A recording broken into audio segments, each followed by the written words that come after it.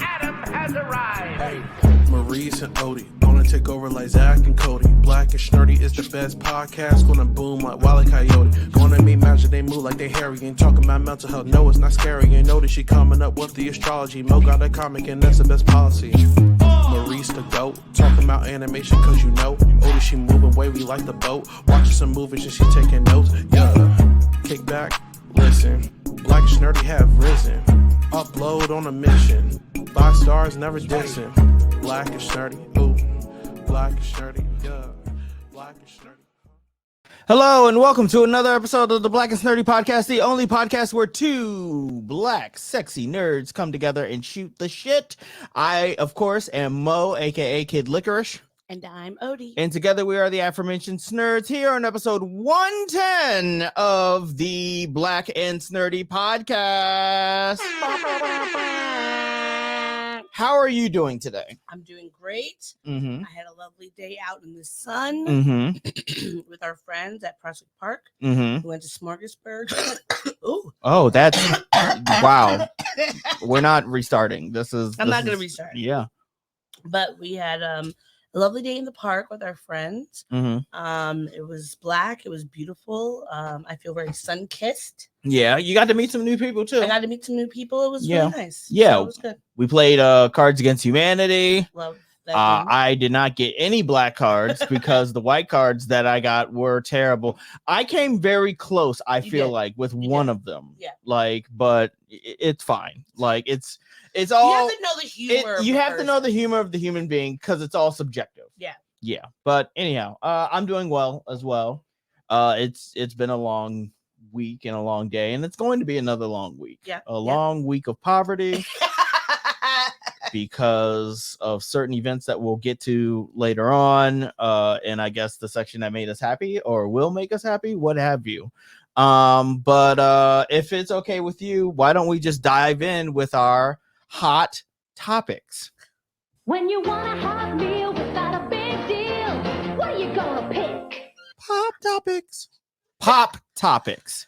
Pop topics. Not hot topics. Pop topics. Yes, I love it. Did you like that drop? I did. You want to hear it again? Yeah, sure. When you want a hot meal without a big deal, what are you gonna pick? Pop topics. I was right next to you when I was recording. And I didn't realize that's what you were doing at the time, but it makes sense. Yes. And I love it. All right. So where do you want to start? We're going to start off with something great, and then we're going to slowly devolve into, not even slowly, we're going to quickly devolve into terrible things. Yes. But just for the beginning, to start off with some beautiful news. Yes. Gabrielle Sidibe and her husband, Brandon Frankel, posted up pictures of their new babies, their twins, and they're so cute. Their names are Cooper and Maya, and we are so excited for them. In Brandon's Instagram post, he put, "Welcome to the world, Cooper and Maya. Our babies arrived in April and brought us so much life and excitement, and brought so much life and excitement into our existence. They are sweet and funny and love cuddling with us and are developing a beautiful siblinghood with each other." Now, I didn't realize that this was Gabrielle Sidibe when you initially sent me the list of topics. Yeah. I thought maybe the story that you wanted to go with was that the babies were kind of a little bit different for being twins. Which one's a little brown, like a little caramel. The other one is more of a pale. milk, more pale. Cream color. But that's what happens with genetics. You never know. Even if you have two black parents, you never know what your children are going to come out looking like. I learned that by watching Blackish. Yeah. Because like me, my mom, my sister, and my dad are pretty well. Me and my sister are pretty much the same complexion. Yeah. My dad is a bit darker, I would say. And then when he's in the sun, he gets super chocolatey. Me, I can only get but so chocolatey in the sun. Yeah. Same. Yeah. It's a burn. Well, not same. Like you could get like fucking enriched diabetes chocolate. Every summer, I plan to be like Lupita levels of chocolate. Yes. I have not gotten there yet, but I the look forward to it. Nyong'o effect is what they call it. Yes, that's what I'm looking for. Yes. But no, yeah, I mean, her babies are super cute. One of them definitely looks like an old person, like they've been here before. They already have like a stink face. Like, what do you? Well, lighter babies tend to look like turnips. I didn't want to just blanket statement all white babies look like turnips, but well, her babies aren't white. Yeah, that's why I said light babies. I mean, one of them is very light, but yeah, neither of them are white babies because their mother is obviously a black one. I know. That's what surprised me. I was just like, man, that DNA must be very strong. If you never know, your mom is Gabrielle Sibley and you come out that sort of like complexion. I mean, my middle, but genetics is crazy like that. My middle aunt. Rest in peace, Auntie Linda. Her birthday's actually today. Shout out to Auntie Linda. She came out with light hazel eyes and blonde hair and caramel colored skin. And both of my grandparents are about my color, and both my mom and my eldest aunt are about my color. So you never know. Yeah. Genetics will. That's why people who used to pass or still pass are very afraid to have children, because you never know what's gonna happen. You never know. Hey, you never know, homie. Now. Oh, I can't even reference that anymore, which we'll explain in a little bit. Moving into the shit. We literally had one good thing. It was one good thing. One started you off well. Yes.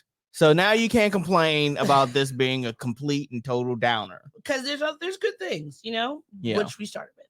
Now, over the weekend or over the course of the week, some shocking allegations came out about the Dream, whose legal name is Terrius Gisteldi Diamant, which honestly, super black name. Super black name. I was literally sitting here trying to like think of a Dream song, not a song that the Dream wrote on, but just like a Dream song. But I'm drawing a blank.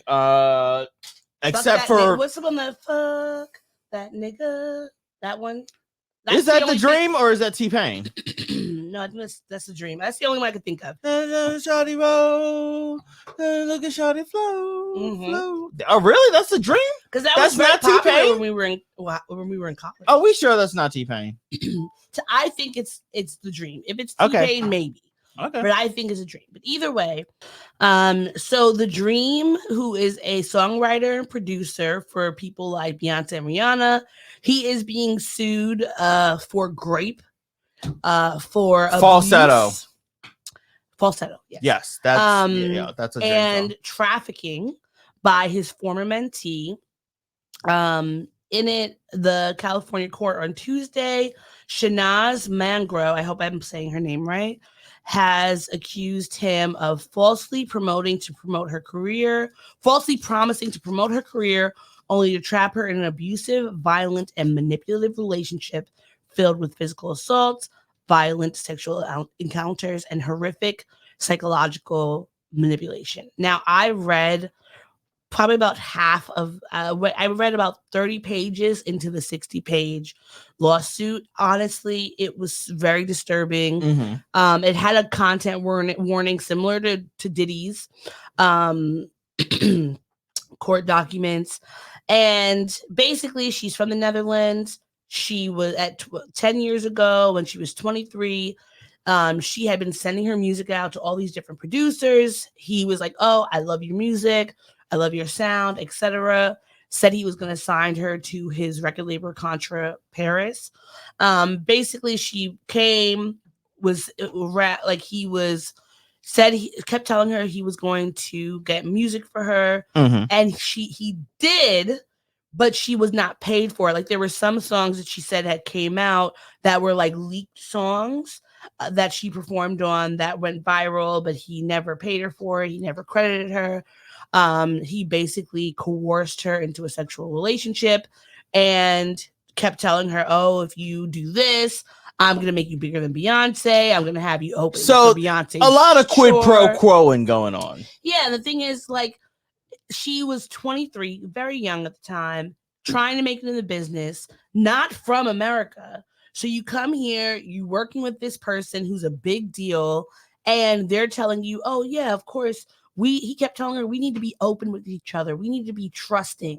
I need to make sure that I have this relationship with you because I'm speaking to you and I'm not speaking to Beyonce or Rihanna right now, and they need me. So if you want me to be like in it with you, you need to be in it with me. And just a lot of coercion. And some parts of the case, which I had forgotten about, was that Dream in 2015 had actually been accused of assault by an ex-girlfriend. And also, if you remember, he was married to Christina Milian, and basically, like, of Dip It Love fame? Was that true? Yeah, they were married. I did not know they that. They had a child together, and basically, like, right after, it was either right after she had the child or right before she had the child, he filed for divorce because there had been cheating allegations. People had gotten pictures of him in the Caribbean with some other woman. Sure. And it was just like, it was very messy. And now I remember the messy part of him and Christina Milian, but I did not remember all this other, like, abuse allegations that had come out from other people. And I mean, it's just disgusting. No one should be, if you are a young person or of any age, you are trying to fulfill your dream, you come to another country to do so, and someone just takes advantage of you. So we'll be looking to see what happens with the case. Yeah, because we were just talking about this earlier today, like yet another instance where we kind of have to throw away entire catalog of music just because of some nasty man shit. Not nasty man shit. Not nasty man shit. Nasty man shit. Ban men. It's ban men until it's not. Yes. Because honestly, the fact that every week we are getting another article about another famous man doing something, it's fucking shitty. And speaking of another famous man who's being accused of something, I liked Kanye Walking West. on the Moon, and now I can't even listen to that song anymore. I don't even know what song that is. And I'll be walking on the moon. It's not it's not that great, but it was one of my favorites. And he was good segue, because he was on No Church in the Wild with Kanye West. And of course, now Kanye West has some allegations against him. Yeah, one of his former assistants, she said that he was sending her explicit text messages saying that he has a racist dick, and he loves watching white girls' asses that look like black girls while he's fucking them. Just like a lot of inappropriate things. My curiosity is, what does racist dick mean? Like, well, remember John Mayer said he had a racist dick. That meant he only could fuck white women. Right, but like Kanye West, for a black male to say that, he's saying that he wants to have he sex only with white wants women. He only wants to have sex with white women. Racist. But you can't be a black person can't be racist against black people. I mean, they could be anti-black. They could be anti-black, but yeah, it's not racist, or it's not racism.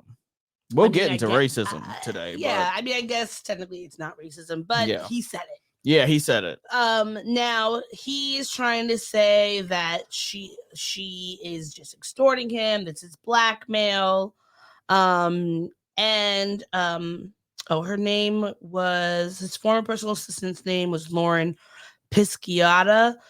His attorneys are trying to say that she's an OnlyFans model, which apparently she does have OnlyFans, but they're trying to use her attractiveness, her body against her, and basically say she's using this for clout, that the only reason she's going after him is because she was trying to extort him. Apparently, Jay Leno is suing her for stealing like a watch or something like that. But like, at the end of the day, none of that shit matters. So it doesn't matter whether she's an OnlyFans model.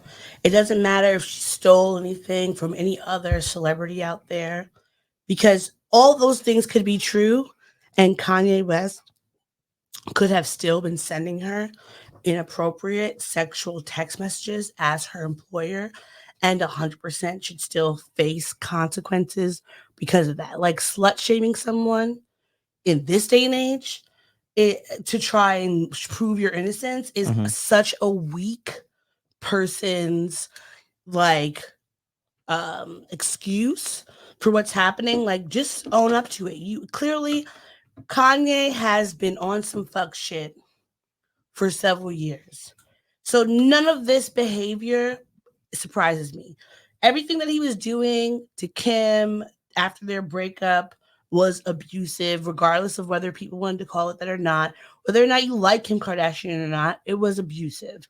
And so the idea that he would be sexually inappropriate and harassing a beautiful woman that he hired as his personal assistant does not surprise me. I mean, look at his wife, or this wife that he has, that he always has her dressing up like a freaking clown outside, looking ridiculous while he's dressed up all regular. Like, I would not be surprised. I wouldn't say he's just regular. Things. He's Regular. Also just weird as shit. No, he is, but like he'll have on a full freaking but parka, she is much and weirder. She'll have on like a bikini and pasties. Yeah. And then like fur boots or something, or barefoot. Like, it's never anything that makes sense with the outfits. Like, I as somebody who used to be a Kanye fan, it is the last decade, I would say, has been so hard to be a fucking fan of anything that this motherfucker does. Like, I say it's a lot like being a fan of Eminem, in that, like, oh, he'll do or say or outrageous crazy shit, but like his skill level, his production, like his music speaks for itself and everything like that. Now, like, if it's so fucking, like, I have to now reckon with just, I have to throw his music away. Yeah. I have to, like, it, like, now, like, and it sucks mainly because, like, there's been multiple times where I've been like, oh man, looks like I gotta throw his music away. When he was on some Trump shit, when he was debasing black women, when he said that fucking slavery was a choice, when he being anti-Semitic. Being anti-Semitic. I'm just like, God damn it, motherfucker! Like, you had what? Like you just dropped an album that, like, I listened to in secret, and I listened to it in secret. I didn't blast that anywhere else, but there was one song on there where I was like, shit, this is a good song. Now I can't even, like, listen to any of your shit in secret. Now I can't listen to, I have to, like, legitimately, like, divorce myself and my appreciation from your old, like, I had even gotten to a point where I was like, you know what? I can't like your new shit.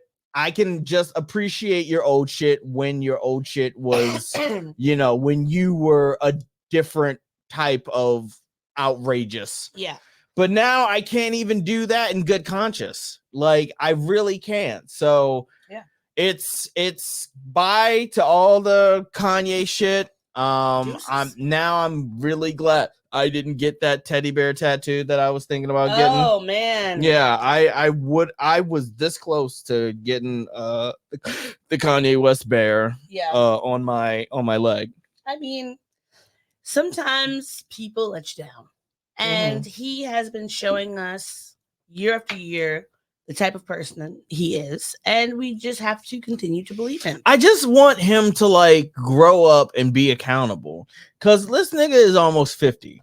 It's not gonna happen. I know it's not gonna happen. I'm just saying that, like in this situation, like, I've heard some people, whether it's podcasts or people online, saying, oh, maybe she's lying. Maybe it's just, like, for publicity or whatever the case may be. But at some point, you have to reckon with the fact that your fave may actually be an ancient person. Yeah. And dude, he even he's just not a good dude. And I know that, a lot of music creatives, what have you, any field of creative is, you can name any artist who is a creative musical genius who also might have been an abuser, who might have been a racist, who might have been a monster of some kind. You know what I mean? Turns out they're also just a bunch of creatives and musicians who are just decent people. There's so and this makes me realize, like, you know what? Instead of Kanye, I'll just listen to more Kid Cudi. I'll just listen to more Kid Cudi. The thing is, I was embarrassed that when we went to that Kid Cudi concert, I didn't know more of his deep cuts, and I felt like a poser. But now I'm just gonna go back and I'm gonna listen to more of Kid Cudi's shit outside of Kids See Ghosts and outside of some of the Kanye produced stuff. I'm just gonna listen to more Kid Cudi. Yeah, I mean, the thing is, when people get upset about more Lupe Fiasco, you can't listen to R. Kelly anymore. You can't listen to Diddy. You can't listen to Drake. You can't listen to Kanye. Honestly, there's so many people. These are not the only people. And I am not even saying that it's not difficult in the sense that, like, there's so much music from our childhood to now that has gone out the window where people are like, oh, like, whatever's happened, we can't support this person anymore. And that's just something you have to reckon with. Find new people. There's so much music. There's so much old music that wasn't really like played as much because it wasn't as popular. That's really great.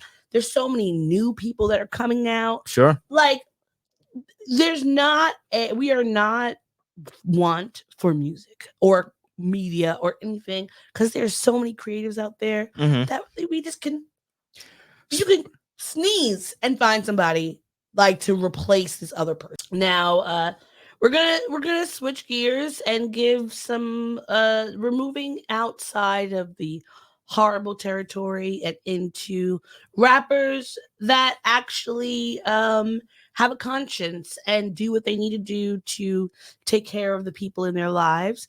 Rapper Bun B, his real name is Bernard Freeman, but he was catching heat this week on social media because this past week he spoke at the sentencing hearing of DeMonte Jackson, who had previously pleaded guilty to an armed invasion.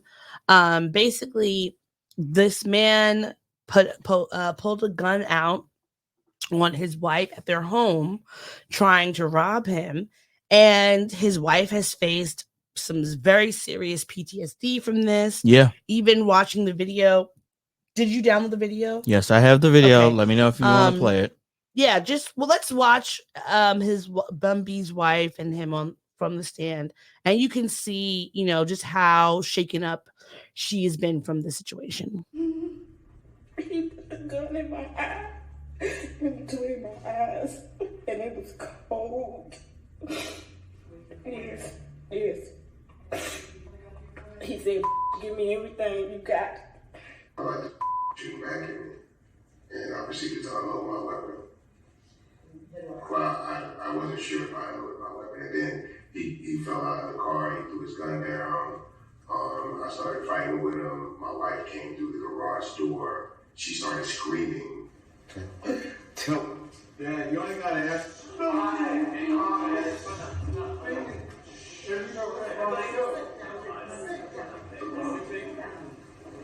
Her Queenie spoke about the psychological damage that she suffered. She says she has never returned to that house, not to pick up a shoe, not to pick up a purse. The couple has since moved to... Oh, sorry. Bun B, he said that just the idea of seeing my wife in this state, hearing her voice in this state, I'm her husband. That's my primary job, is protecting her, making her feel safe. There are times when she gets closed off, she can't communicate, and I just get so angry all again because she didn't deserve it. She didn't ask for this. Now, for the audio listeners, for a little bit of context, that was an excerpt from his wife. That was an excerpt from Bun B.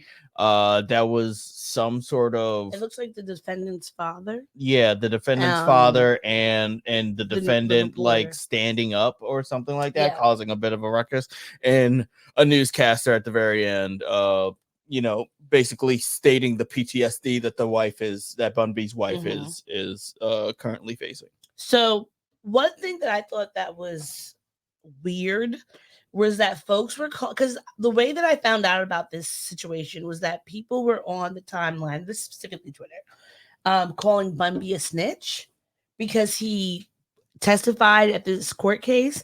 And I would like to know what person is going to allow their wife's attacker to go free for the sake of not snitching. Yeah, like the what street The street code code this- goes out the window when we're talking about my family, my wife. You pull a gun out on my wife, I'm protecting my family, and I want you to go to jail. You've caused irreparable harm and damage to my wife. She can't even go back to our home because of what you've done. Of course I'm taking a stand. Of course I'm standing 10 toes down against this motherfucker. And fuck anybody who says that it's fucking snitching or whatever. That kind of BS, you know what? It reeks of toxic masculinity. It reeks of dumb niggerdom. Like, it reeks of just this weird hood mentality that says that like we're supposed to like protect our people and go against the cops and stuff like that. Look, like in a case like this, like Bun B did the absolute right thing, like trying to protect his family, protect his wife, and stand by her and get this motherfucker thrown in jail. He could have killed him, honestly. Bun B had a gun. Bun B had a gun. He shot at him. And then he beat him up. So would you have rather him killed this 20-year-old? Not like, to me, obviously, this 20-year-old black man, he had he was 20 at the time in 2019 when this happened. Do I think that I wish that he get whatever he needs to figure out why were you trying to, and that was his father in the video, like asking why would you do this? So I want him 100% to get whatever help he needs to be able to come back into society, live his life, be with his family. Like, that is not something that I'm against.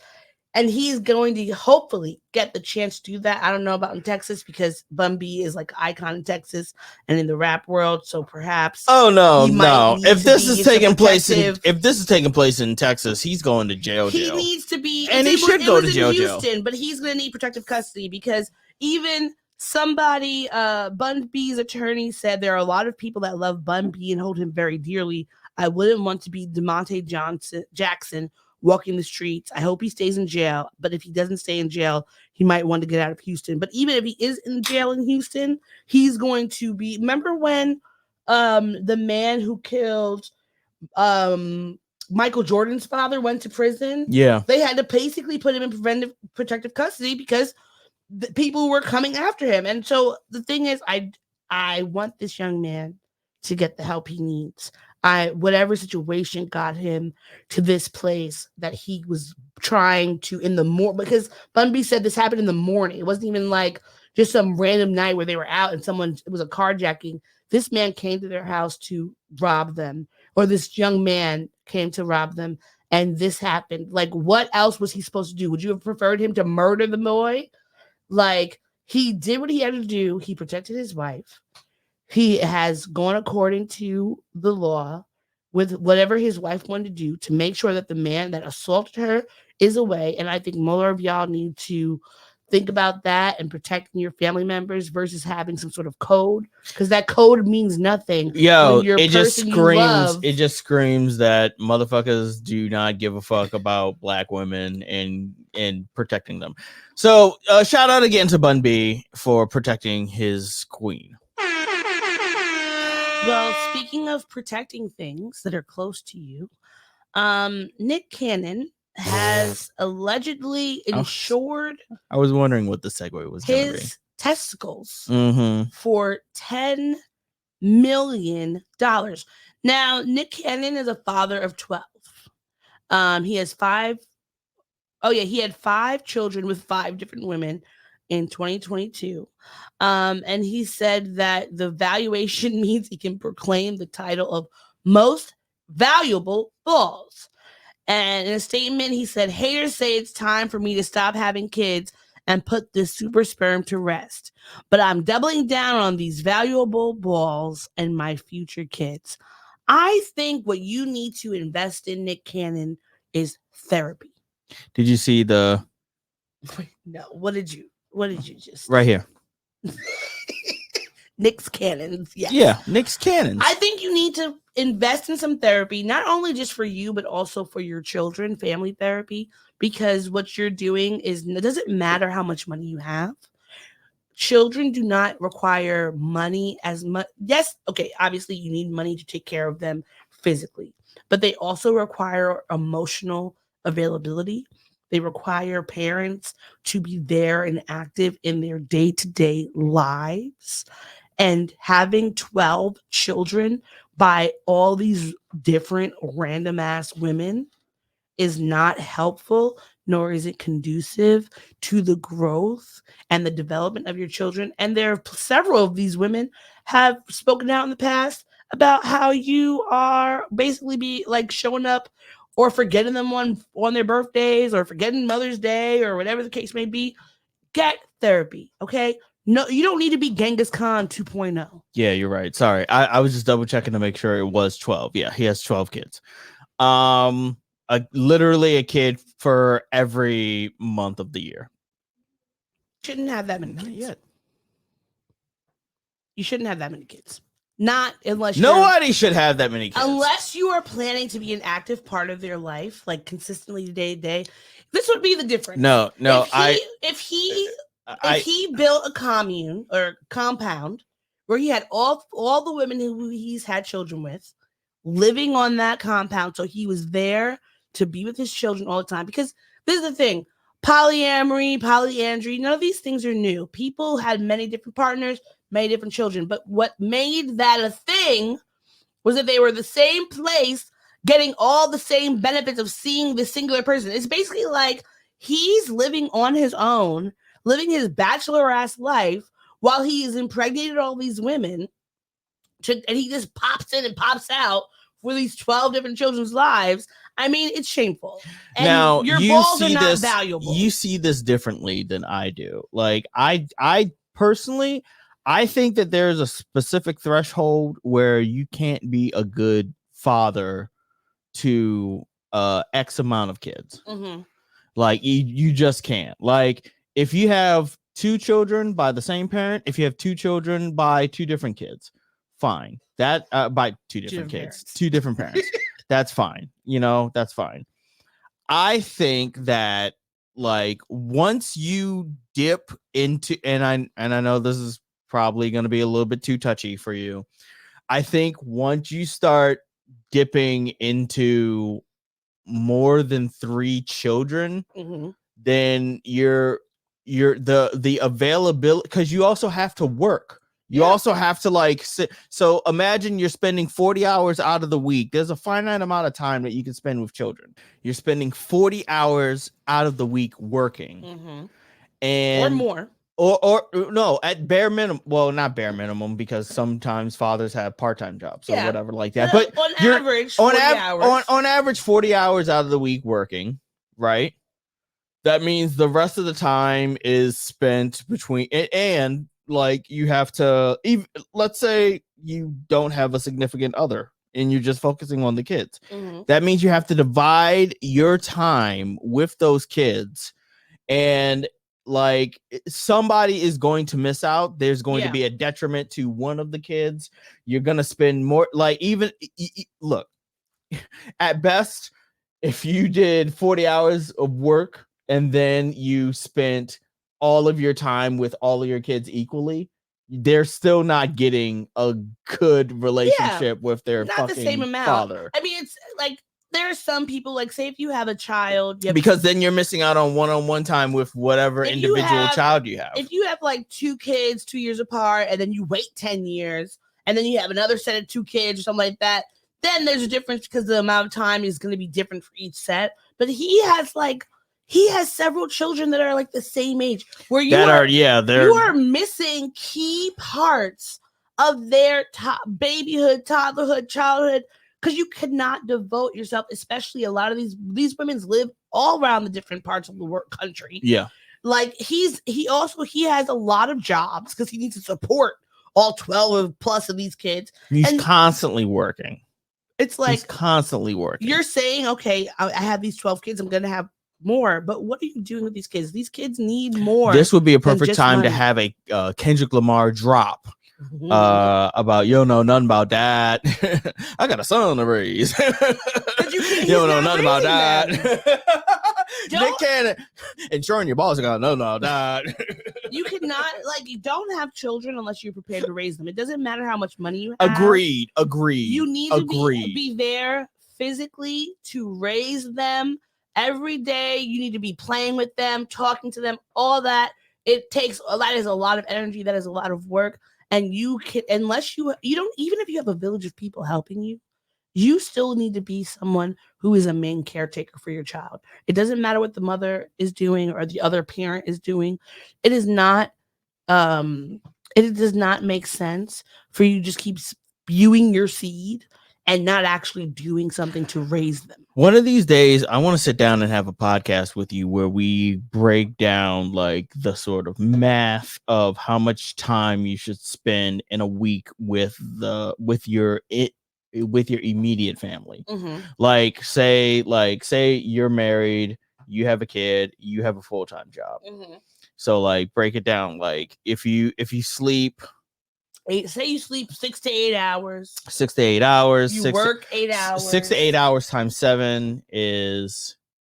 See, this is another episode. Because we're not good at math. And not only are we not gonna math right now, we just don't have time for this because we have so many fucking things on this list. All right, what's next? All right, speaking of kids, Jay-Z is working with a educational campaign for Philadelphia that will secure about $300 million in scholarships for kids in grades K through 12 from low-income households so they can attend one of the city's private schools. Now, I saw this. It's become a big controversy because the tweet that I saw about this was so you want to go to Abbott Elementary and move those kids to the charter school instead of funding Abbott Elementary. Basically, you're going to giving money to Philadelphia's charter schools, but not giving money to Philadelphia public schools where it's actually needed. And I think that is a valid critique. Okay, maybe this is showing my ignorance. Can people donate money to public schools? Yeah. Yes. Oh. Yeah. I know there are so many public schools. I thought public schools by definition is a taxpayer paid. It is, but the thing about it is, one, you're taxed. If you live in an area that is not in a big tax bracket, could you imagine what a school? And you don't even have to imagine. You've probably seen it. When you were growing up here in Brooklyn, if you look at a school in Park Slope compared to a school in Flatbush or out in Canarsie, they look very vastly different because the tax difference. Yes, they are.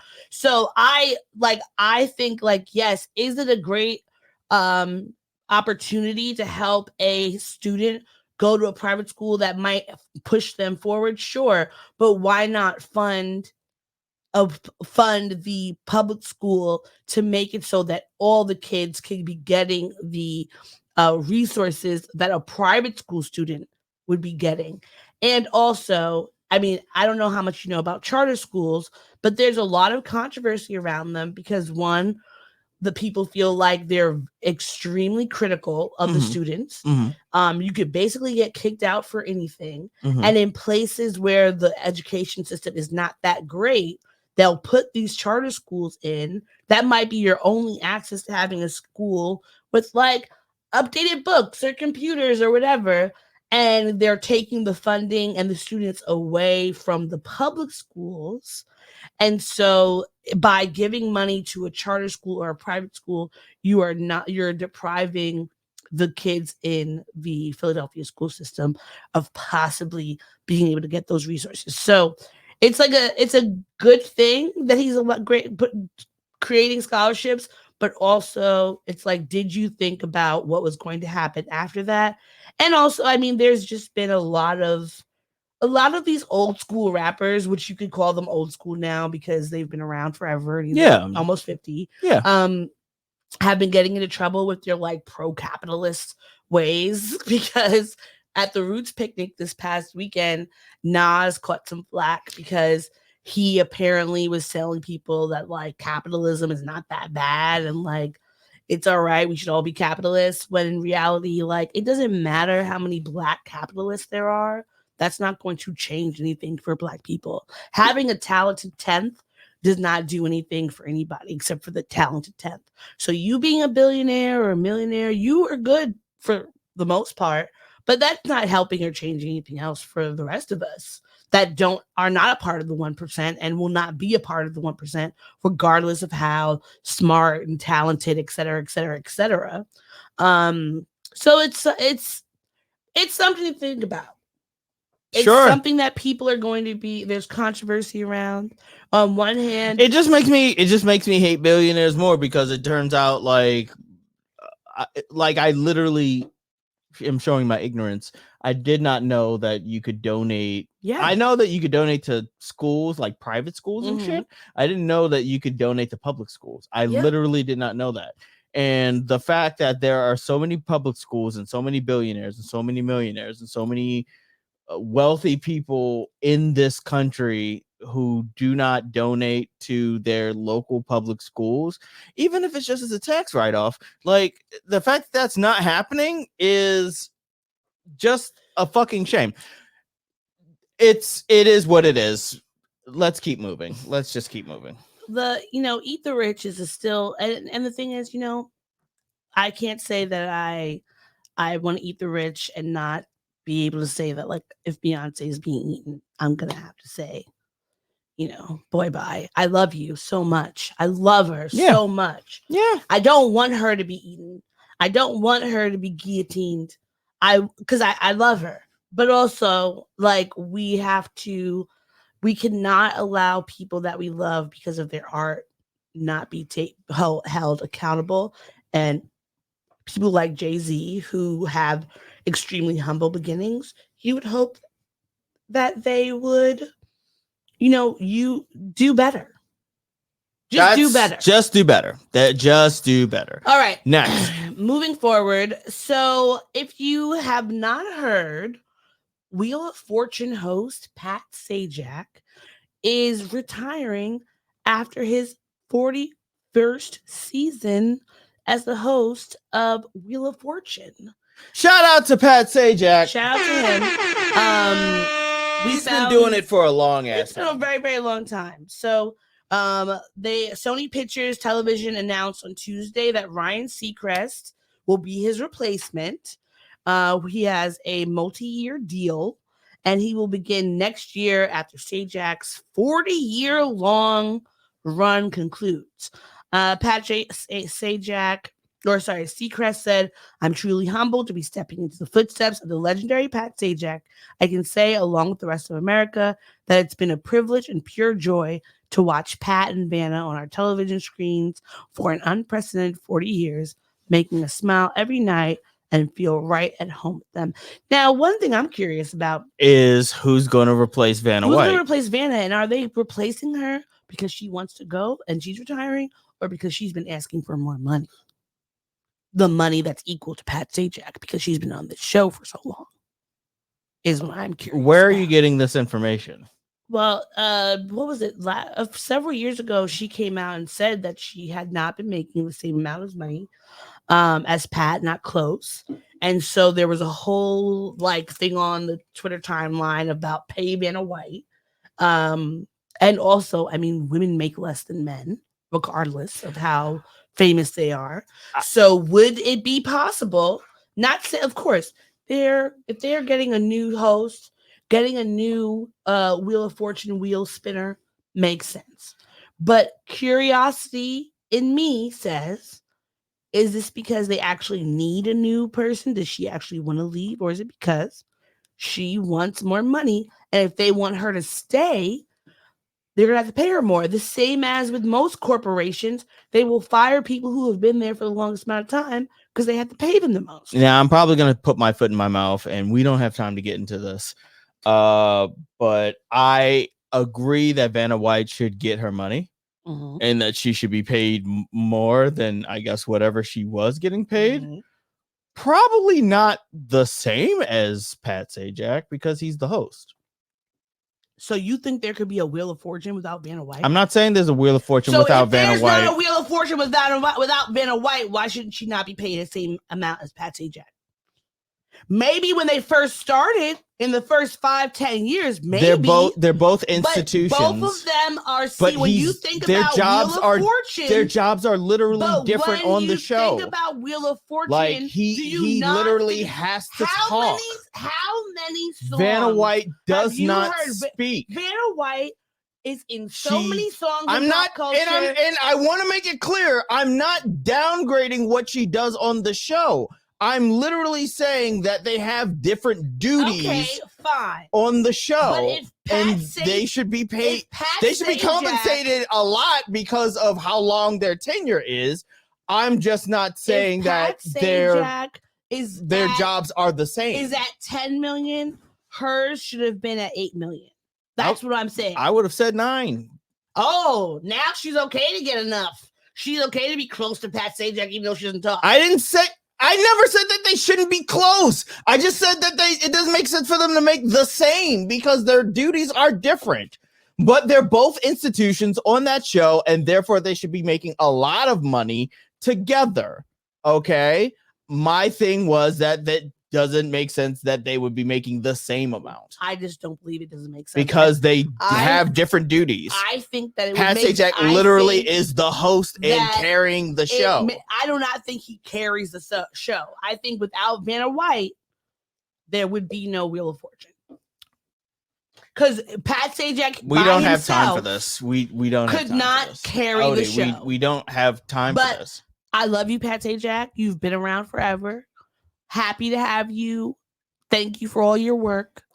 We'll see you when we see you. I hope you enjoy your retirement. But there still wouldn't be no Wheel of Fortune without. I never said there wouldn't be a Wheel of Fortune without Vanna White. I just said that they have different duties. Just simple as that. So, yeah, that's all I'm saying. That is simply all I'm saying. But we don't have time for this. Next thing.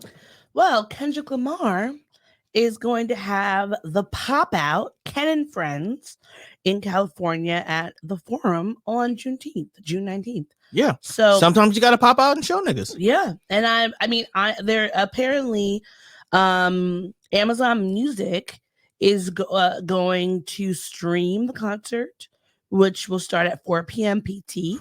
Yes. So that's 4 p.m. That's 7 p.m. EST. And if you're looking at the screen, these are the available ticket prices. People were not happy about these prices on Twitter. They were like, it's going to be a bunch of white people yelling and they not like us. Listen, Black people have money for concerts. We spend money all the time. So it's going to happen. Look, as long as Klarna and Affirm are a thing, motherfuckers are going to find a way to... Black people have money. It's not like we will not spend money on concerts, but, it's going to be interesting. It's going to be live from Inglewood. Yes. Which, honestly, I wish that I could. I wish I could go to, but, like... We live in New York. We can't just pop out. We just can't... Yeah, we can't pop out and show niggas. Unfortunately. I would love nothing more than to pop out and show niggas. But can't. Not just randomly on the East Coast. But we can't. Maybe that should be the episode title. Pop out. Pop out and show ninjas. Yeah. That's anyhow. what you should do. Yeah. Next. All right. So we're going to get into our section of grinding our gears. Do you have the drop for that? Yes. It's been so long since we've done it. Used it that I don't have it at the ready, but here Here we go. Bring it. What? My fear is that It's gonna cut it's it gonna off. get flagged.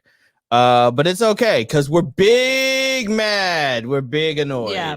So the first thing, there's a video that I want you to put up of Jonathan Kay, who is the managing director at Moelis and Company, which is a leading investment bank with offices in Midtown Manhattan. So Jonathan Kay, who's 52, was seen throwing a punch at a Black woman that they have not named yet in Brooklyn, where he lives and owns a $4 million 4-bedroom townhouse in Park Slope. Please play the footage. You're an asshole. You are a horrible person. Go fuck yourself. Yeah. Go fuck yourself.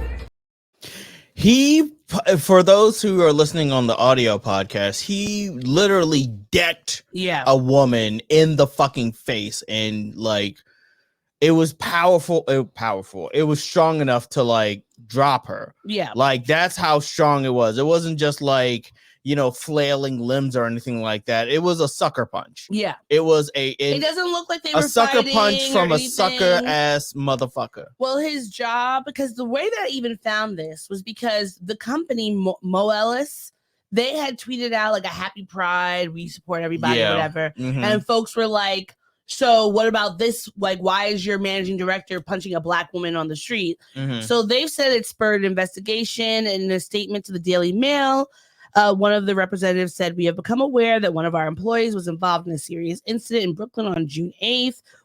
We take this matter very seriously and are conducting an investigation."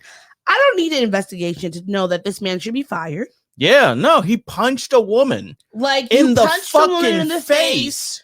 That did not, and I don't know what else we would need to see in that video for you for me to change my mind, but it does not matter. It doesn't matter. I don't know if he's gay, if he's straight, what he is. He's a cisgendered man punching a woman, and he's a man punching a woman. That should be enough to just straight up fire this motherfucker. So fuck you. Fuck him all day, every day. Fuck you, Jonathan Kay. I hope that, I mean, at the end of the day, you know, white men always fail up, and so but I still hope that he gets, you know, some hemorrhoids and shit, because the ancestors need to take care of him. Hemorrhoids, yes. Yeah, like he needs Hopefully he gets some. He needs to have a very uncomfortable situation, because there's never a reason for you to put your hands on somebody. Yes, we didn't see her putting her hands on you, so fuck you. Next, we have some racism, unsurprisingly, in the year 2024, at a school in Wisconsin. Surprise. Such a shock that in Wisconsin, in white ass cheese country, that there would be some racism going on. So at a school, Baraboo High School, on May 31st, they had a graduation ceremony. And in the video, you see a white father pushing the district superintendent, Rainey Briggs, out of the way as his daughter received her diploma because he didn't want to shake her hand. Did you get the video for that? Yes. All right.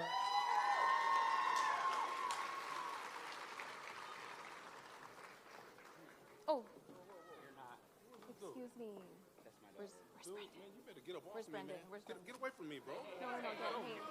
Hey, you need to get, hey. Anyhow, as I was saying, for all listeners now, in the video, like, this woman was going up and shaking hand. Young lady was going up and shaking hands with everybody, and this white guy just comes out of nowhere and pushes the only Black man on the stage to the side, like out of frame of the video. And now, obviously, people are saying that it might be a white or Black thing. In the news, it's been reported that apparently the school board president, Kevin Vodak, is facing a recall effort, with organizers saying he misused taxpayer dollars by increasing salaries for Briggs and another district administrator.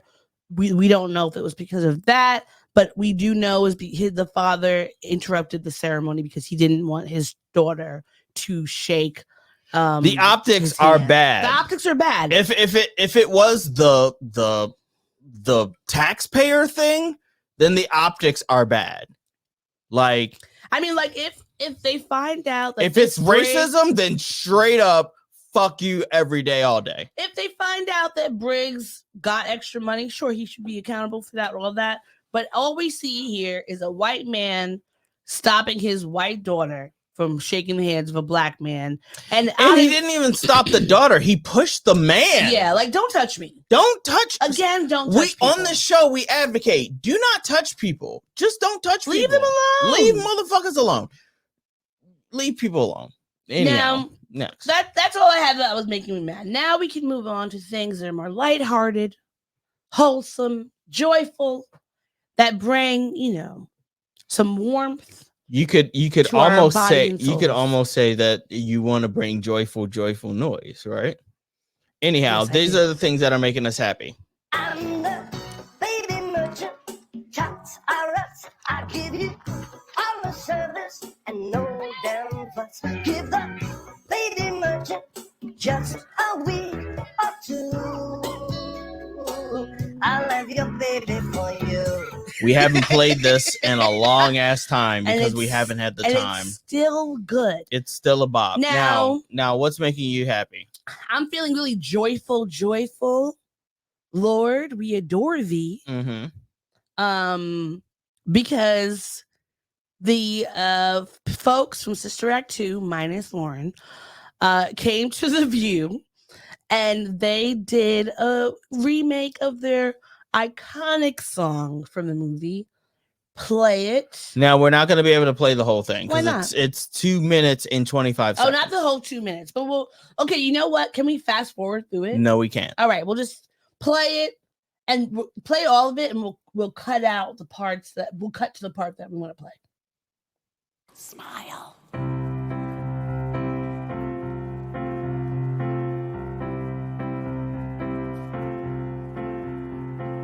La la la la la la la la la la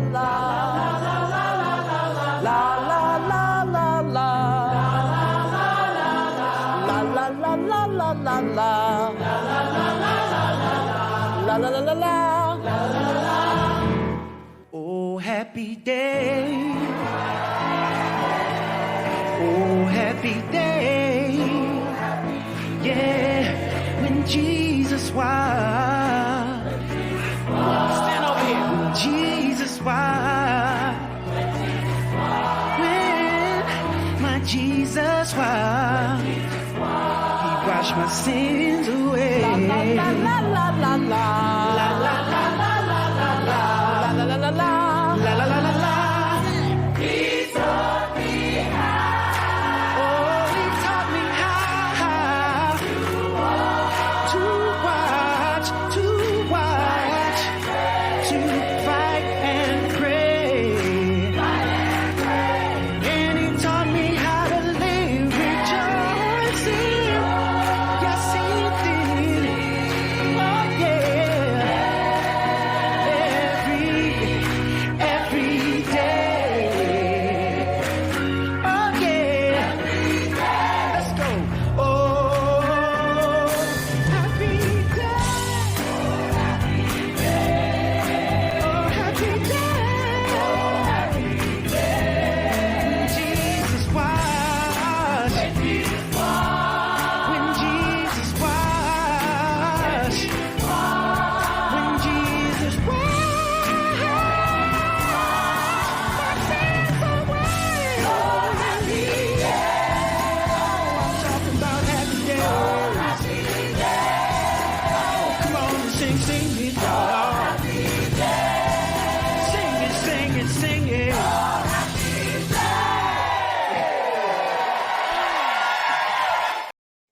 Okay. That was nice. Now, It was a nice thing. I didn't realize that I didn't really know the lyrics of this. Especially because in elementary school we sang "Oh Happy Day" and I was the lead singer who did the course you solo, were. who did the Of When course you were. Jesus Wash. So I, ever since I was in elementary school, have been saying "When Jesus Watched." Watched our sins away. Yes, like because he looked at us. He was watching. He watched our sins away. But they do say he watched at some point. They do say he watched at some point. Taught me how to watch. He taught I looked at the lyrics. He said he taught me how to watch, fight, and pray. Fight and pray. Yeah. Well, on The View, this was a 30-year reunion for the Sister Act 2. Back in the Habit. Some other folks that came out were Kathy Najimy, Wendy Makana, and of course Cheryl Lee Ralph. Lauryn Hill did not make it. They tweeted that they wanted to get her out, but they just couldn't work out the timing.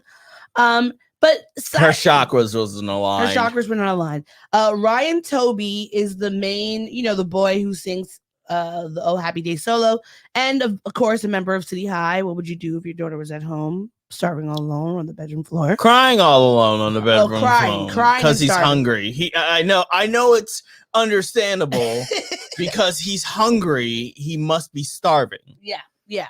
But no, he's crying all alone. He came back and did you know that Whoopi Goldberg's daughter, Alex, was in Sister Act 2?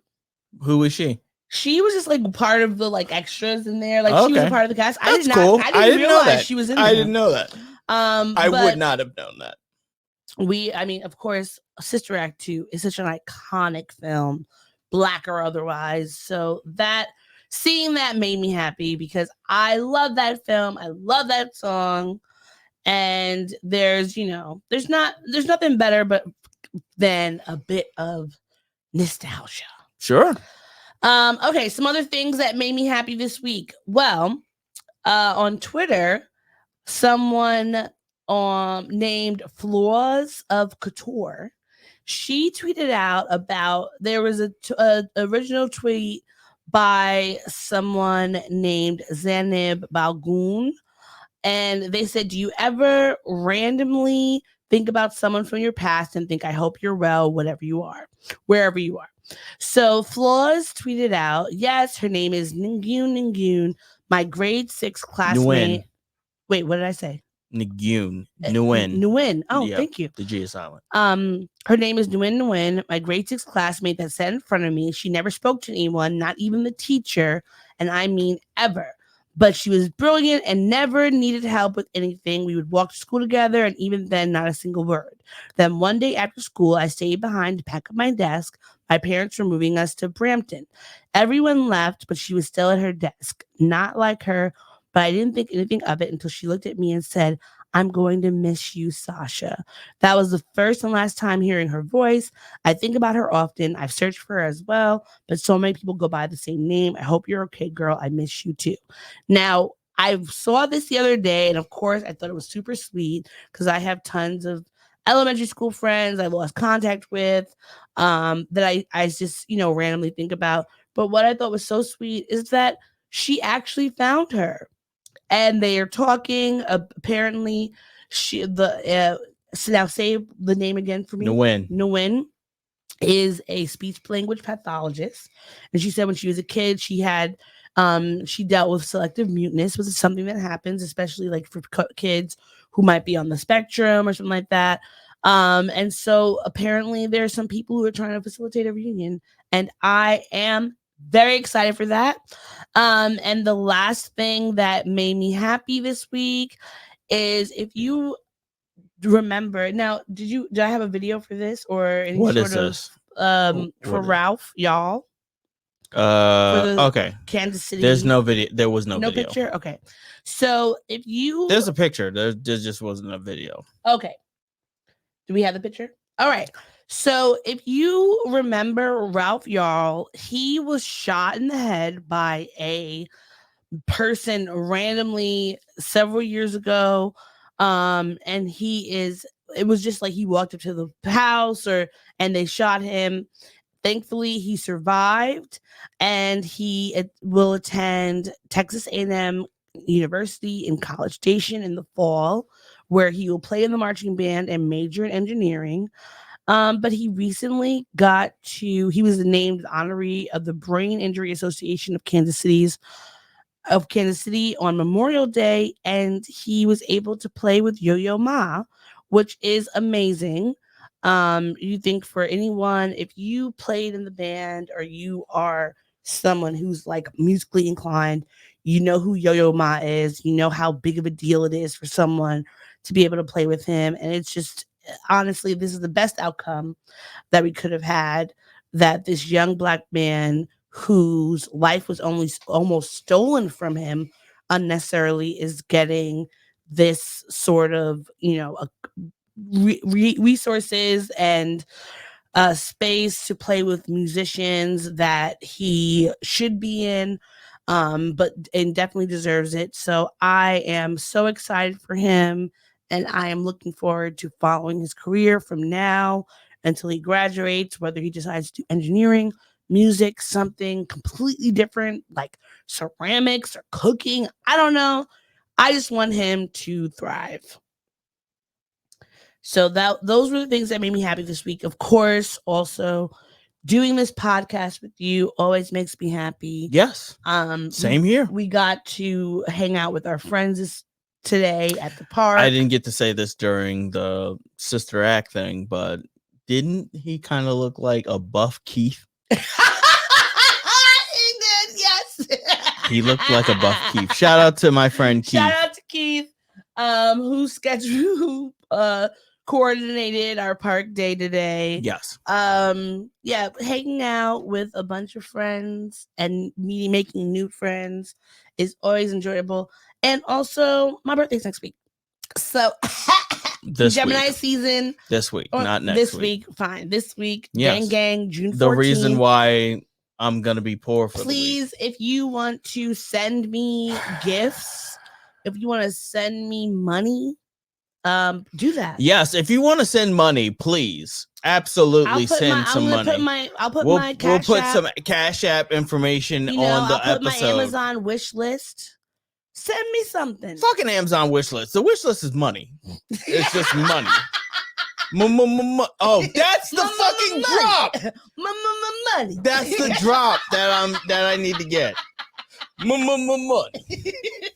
But those are things that made me happy this week. What about you? Money. And not spending it. No. Doing this podcast with you, hanging out with my friends, doing Hangman at work was a lot of fun. I got to bond with my coworkers and my direct reports, and yeah, it was pretty good. And also, Big Dan Gaming on YouTube. He is helping me with Mass Effect 2, and by helping me, not directly, but through his videos on Mass Effect 2. I am going to make sure that my teammates survive. No, seriously, like Mass Effect 2 is the most anxiety-inducing game you could possibly have, because at the end of the game, there is the suicide mission that you have to do, and there is a way that you can save all of your crewmates. But it's a very particular set of things that you have to do, and I'm doing all of them because I want my team to survive so that I can make it to Mass Effect 3.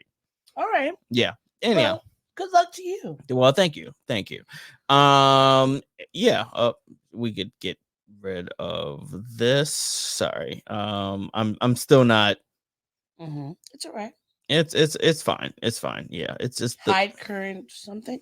Yeah. Let's hide this. Anyhow, so that's everything. It's saying this must be pop on the bottom. Yeah. Oh, has it been saying that this entire time? I have no clue. Oh man, because I just found out that you could do a ticker, and I thought I did that because we were happy. Yeah. All right.